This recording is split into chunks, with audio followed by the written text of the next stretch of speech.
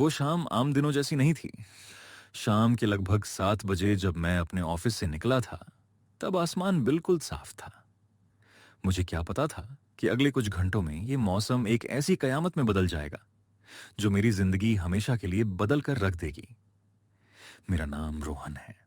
हर weekend की तरह मैं इस बार भी शहर की भागदौड़ से दूर अपने गांव वाले घर लौट रहा था। रास्ता थोड़ा सुनसान था। एक तरफ घना जंगल और दूसरी तरफ गहरी खाई। रात के 11 बज चुके थे। बारिश इतनी धुआंधार थी कि वाइपर्स पूरी स्पीड पर होने के बाद भी सामने का रास्ता देख पाना नामुमकिन था। गाड़ी की रफ्तार 20 से भी कम थी। मेरा दिल अंदर ही अंदर बैठ रहा था। मैं बस किसी तरह इस जंगल के रास्ते को पार कर लेना चाहता था। अरे, ये क्या हुआ? मैंने स्टीयरिंग व्हील को जोर से पकड़ा, पर गाड़ी एक झटके के साथ वहीं रुक गई। मैंने धीरे से दरवाजा खोला और छतरी लेकर बाहर निकला। बाहर का नजारा देखकर मेरे होश उड़ गए। गाड़ी का पीछे वाला टायर एक बड़े से नुकीले पत्थर से टकराकर पूरी तरह फट चुका था। मैंने जल्दी से अपना फोन निकाला। स्क्रीन पर देखा, नो नेटवर्क। उस सुनसान पहाड़ी रास्ते पर दूर दूर तक कोई इंसान नहीं था, कोई मैकेनिक नहीं था। गाड़ी में स्टेपनी, अतिरिक्त टायर तो थी, पर इस तूफानी रात में अकेले कीचड़ और अंधेरे में टायर बदलना नामुमकिन था। मैं गाड़ी के अंदर ही बैठ गया। ठंड लगातार बढ़ती जा रही थी। मैंने गाड़ी का इंजन और एसी बंद किया और सीट पर पीछे होकर बैठ गया। मैंने सोचा कि सुबह होने तक यहीं इंतजार करता हूं। मेरा पूरा जिस्म कांप उठा। इस जंगल में रात के 12 बजे मेरी गाड़ी का शीशा कौन खटखटा सकता है? मैंने डरते डरते थोड़ा सा शीशा नीचे किया। एक बूढ़े आदमी, जिन्होंने पुराना सा रेनकोट पहना है, हाथ में एक पुरानी पीली लालटेन है। बूढ़े बाबा, कांपती हुई पर बेहद नर्म आवाज में। बेटा, गाड़ी खराब हो गई क्या? इस तूफानी रात में यहां खड़े रहोगे तो बीमार पड़ जाओगे।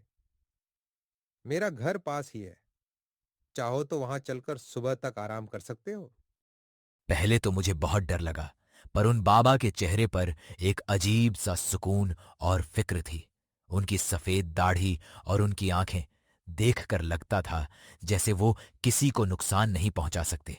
मैंने सोचा कि यहां गाड़ी में ठंड से ठिठुरने से बेहतर है कि मैं उनके साथ चला जाऊं।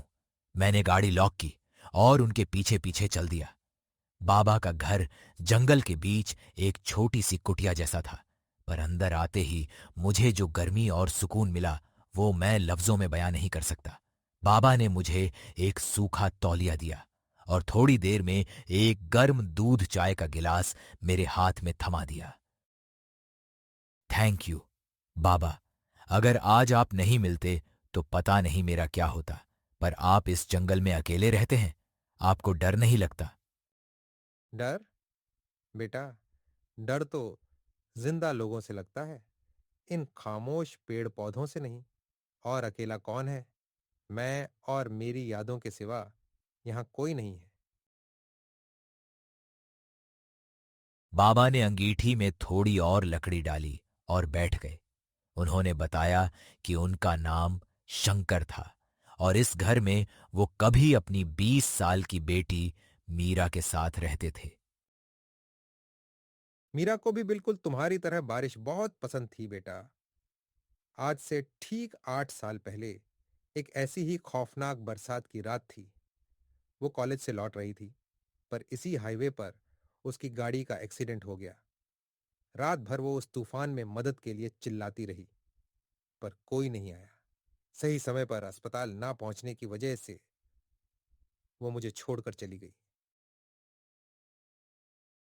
उस रात के बाद मैंने खुद से एक वादा किया, जब भी इस पहाड़ पर तेज बारिश होगी, मैं अपनी ये लालटेन लेकर इस सुनसान हाईवे पर निकल जाऊंगा, ताकि कोई और मीरा इस बारिश में रास्ता ना भटके, किसी और का बच्चा इस जंगल में लाचार ना रहे।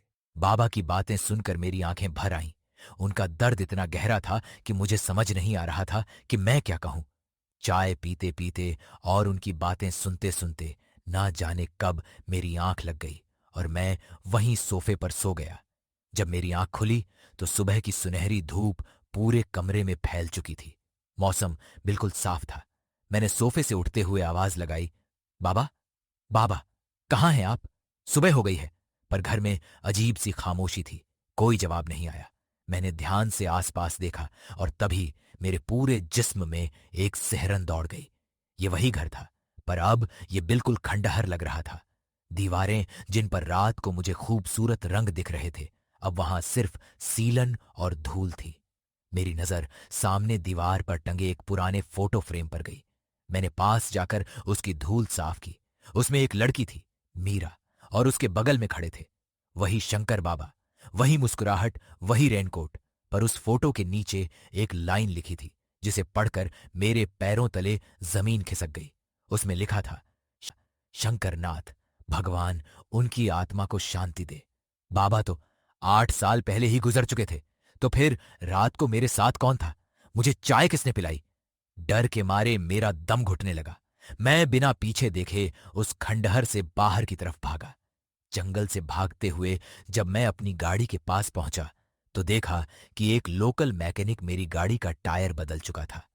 मुझे हांफते और पसीने से लथपथ देखकर वो बोला, अरे साहब, आप कहाँ चले गए थे?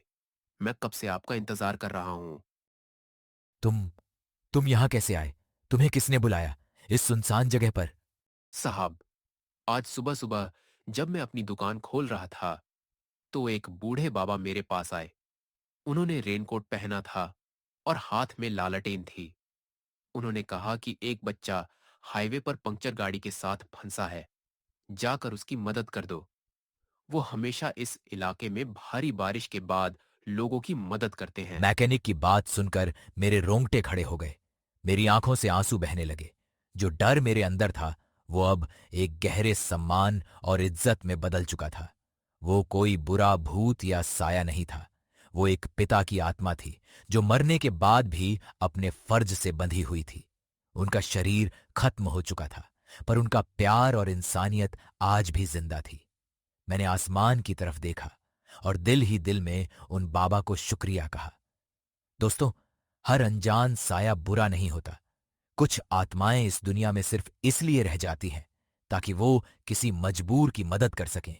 उस रात की बरसात ने मुझे सिखाया कि इंसानियत मौत के बाद भी जिंदा रह सकती है। अगर आपको एक बरसात की रात की ये कहानी पसंद आई हो तो वीडियो को लाइक जरूर करें।